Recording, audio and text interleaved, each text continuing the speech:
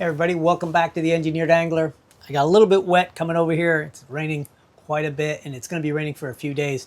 So hopefully the build we're going to make this week will have a little bit of nicer weather so we can get out on the lake and test it out. Now I was thinking about topwater and I was thinking about how buzzbaits are almost never talked about as a topwater lure, but it is definitely a topwater lure. It's a wire lure with a big prop on it and a trailer on it, and you crank it across the top of the water, making all those burble sounds and getting those big predatory fish to come up and whack it. And thinking about topwaters and the buzzbait, I had this idea for a hybrid. Let me show you what I'm talking about. So we'll start off with a standard topwater lure. And below it, we're gonna be running a typical kind of jig head spinnerbait arrangement. And instead of having a hook come up like you typically do on a spinner, I want to have it come down since we're going to have a lure above it. And to tie this together, we're going to have a very similar arrangement to a spinnerbait. We'll have a wire come in and get snelled to our trailer hook. It'll come out and up. It'll take one wrap around itself and then go straight to our hardbait, forming a twist eye. And then we'll link these two with a split ring. And then between here and here, we're going to have a bead, a rivet body, our buzzbait prop, another rivet body, and another bead. And if this is your first time to the channel, my name's Franco. I'm a professional engineer, a lure designer and lure maker, an avid fisherman, and usually I'm trying to add a little bit of engineering and physics to the art of lure making.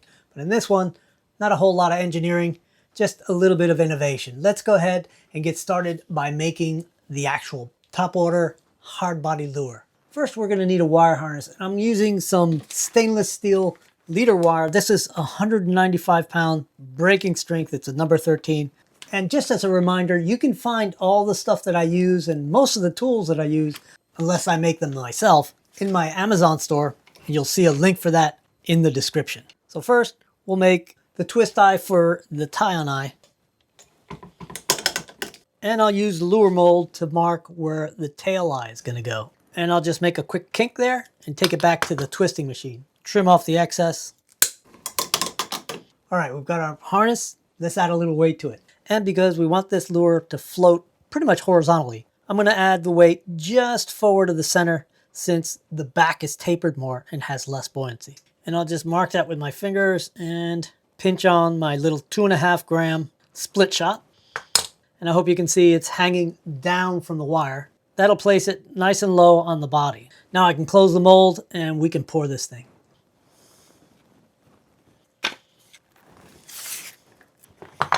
And since we want this lure to be pretty buoyant, I want it to float pretty well, I'm going to use my 10% mix, equal parts of A and B, of course. And for this lure, it's about 8 grams of each A and B.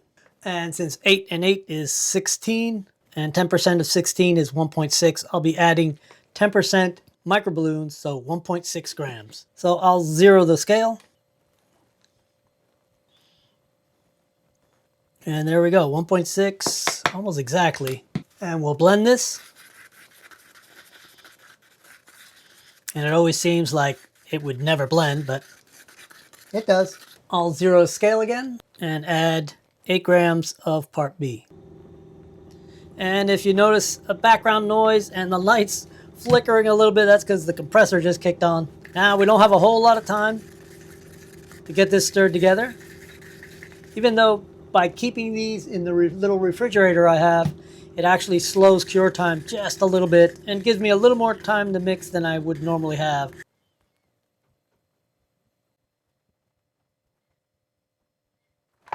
Give it a couple of squeezes, make sure there's no big bubble stuck in it. And we'll just set that aside to set up. All right, let's mock up the wireframe to scale. So I'm going to go ahead and be using this 5/0 O'Shaughnessy bend saltwater hook, pointy side down. And there you go. And I'll have the wire snelled onto the shank of the hook. The wire will go forward, enough room for the jig head. We'll have the hard bait, our buzzbait propeller, which is going to be a plastic one. We'll have that about 3/8 of an inch from the lure. The buzzbait blade is 1 1/4 inch. Then we'll give it another 3/8 so that we can put a bead and a little rivet body. We'll have to put a twist in here. We'll go down and then over and down to the jig part of the frame. So let's go ahead and measure that. We got 3 for the base, 2 1/4 for the standing part, and about 2 inches for the horizontal top part. And now we have to add for this twist eye, this circle, and the snell here. And we'll give each one an inch. We can always cut off the excess at the end. So that's an added 3 inches. So total is 10 1/4 inches. Let's get that cut. And I'm going to be using stainless steel wire. This is 0.051 inches diameter, straight stainless steel. And after measuring, I just need to cut a little bit off. Let's start off by making the snell. All right, to make the snell, I'm going to use my snelling tool. This is a tool that I designed and made from a typical pair of forceps, or whatever these things are called. And if you haven't seen me make this, I'll go ahead and link the video in the description. And if you've seen someone else make this, there's another YouTuber who actually completely ripped me off. He actually made a video making this as if it was his own idea and gives me 0 credit. So if you ever come across that guy's channel, I don't remember what it's called, something like Knots and Hooks or something like that. Anyway, if you ever come across it, leave him a nice comment telling him that he shouldn't steal, he should give people credit. Let me show you how I do it. So I'll stick about 1 inch of the wire up and bend the tail end pretty much in alignment with the shank. And then you bend the other end down so it becomes almost perpendicular. And it doesn't matter if you come in going up or down, just as long if the tool will grab the end. And then I just spin this around, making a nice tight winding until you got a couple of wraps on there, trim off the rest. And that's what you end up with, a nice neat snell. All right, there you go. But before we do any other bends, let's go ahead and put the skirt material on here, and we'll get this guy glued on right behind the skirt. All right, and all I gotta do is glue that head on with just a little bit of crazy glue. And what I'll do is just spritz the wire with a little bit of CA glue accelerator.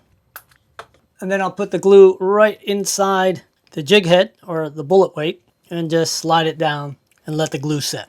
And it sets in like 3 seconds. All right, next step is to go ahead and mark where this bend is gonna be.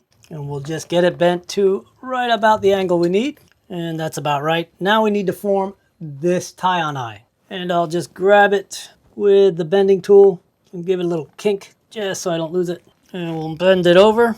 And this thick wire is really a bit difficult to work with, but we'll get it done. And I'm using the wire going back to the hard body to actually make the loop around the other shank instead of the way I drew it. There you go. That's pretty good. I'll flatten it out by sighting down the wires and making sure they form a nice line and are aligned with each other. All right, now I'm going to take these 2 small rivets and I'm going to remove the little rivet body by just banging out the pin.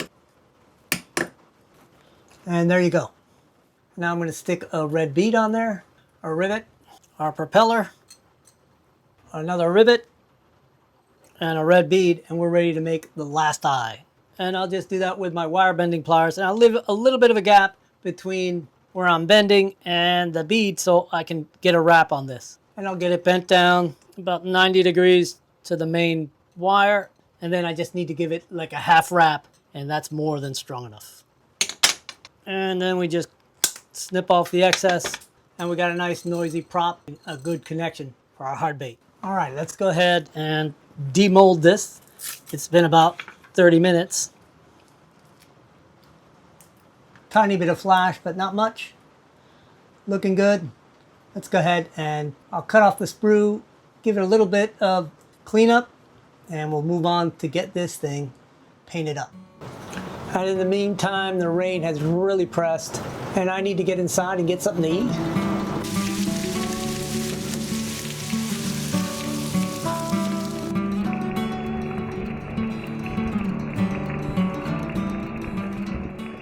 And because I want to hurry the curing process up a little bit and get this ready for painting, I gave it a very thin coat of a gray primer, gave it a light sanding, gave it a coat of polyacrylic just to seal it a little better.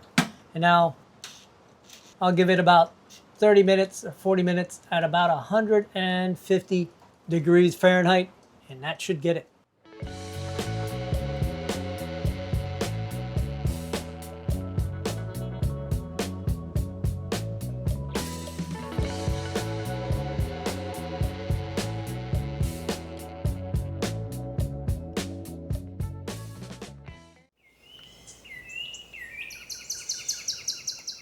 All right, it's the next day and we've seen a little bit of sunshine today. I'm not sure it's gonna last, so we'll see. It definitely rained like crazy yesterday. I had to go down and make sure the little boat down there, Alumina, was getting bailed out enough to keep it from getting too low in the water. So while this looks a little rough, it actually is pretty smooth. I'm gonna go ahead and drill some eye sockets for it for some oversized frog eyes.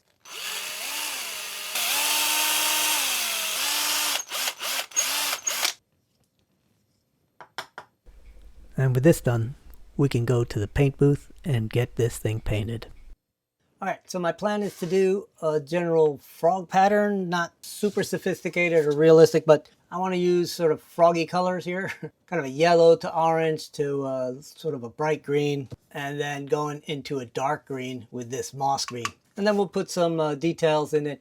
We'll see how it looks. And I'm going to start off with this baby yellow for the belly.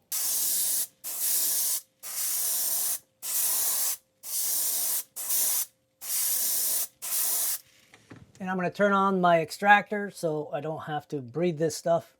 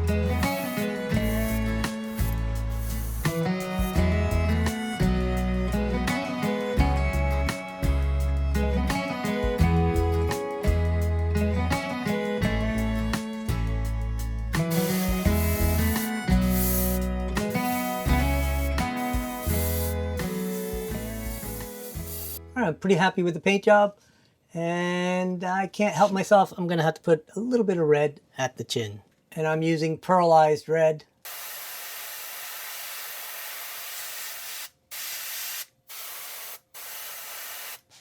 All right, that should do it. All right, I had it in here drying for the last 30 minutes, and it's looking pretty good. And now I'm gonna go ahead and put the eyes on it and then spray it with some polyacrylic. And I use that as a mid coat to seal the paint just before I put the clear coat on. Let's put the eyes on.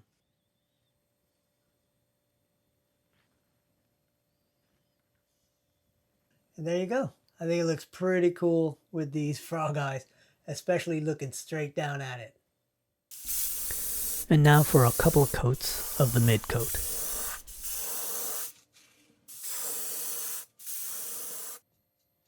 And after a bit of drying time, it was time for a nice thick clear coat.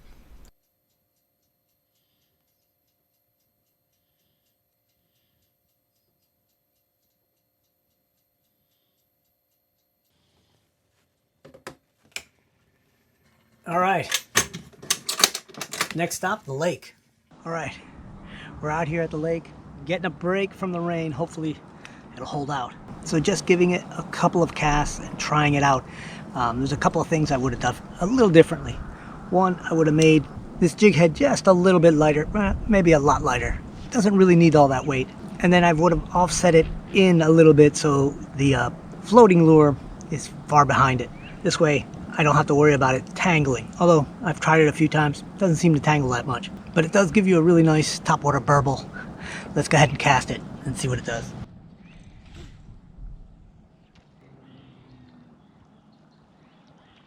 You can hear it burbling, but the camera shutter speed just doesn't pick up the spin of the prop. It's so frustrating, even in slow motion. But it looks pretty nice underwater.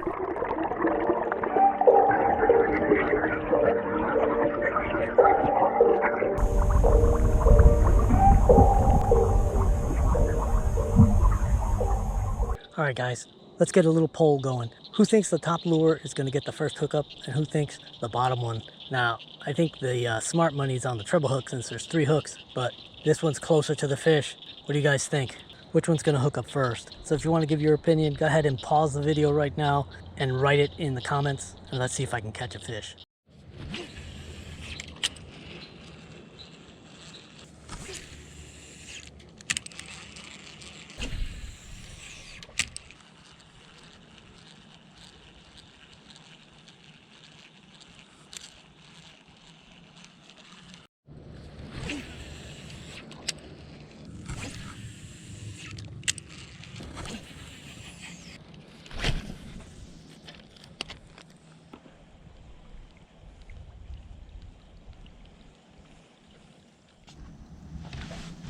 One fish that actually followed it almost all the way to the boat. I never got close to it. I'm tempted to blame it on all the rain yesterday. Kind of killed the bite, let's just say that. But I'm not really sure about the usability about this. It's kind of big, so I think that the concept is good. I think it needs to be downsized a little bit. Maybe thinner wire, smaller weight on the jig side, maybe even a smaller topwater. Just smaller in every dimension, and a little more stagger between the two rigs. I think having this one up here would actually make it look a little better, cast a little better, and maybe even make it a little easier to keep this thing on the surface of the water, because right now you got to crank it at a pretty good pace. So we're gonna give this thing a C. I'm not gonna call it a complete failure, but it's a prototype of a concept. And I'm sure I'm not the first one to try something like this, so if one of you guys have tried it and had some success or found it didn't work well, let me know. Put it in the comments. I would love to have a little bit of a conversation in the comments with you guys about rigs like this. All right, guys, I'm going to keep fishing. If I catch something, I'll show it to you. And if anybody out there is curious about some of the tools and contraptions I've made to help me make lures, I'll go ahead and put a playlist up here somewhere. You guys should check it out. I'll see you guys on the next video.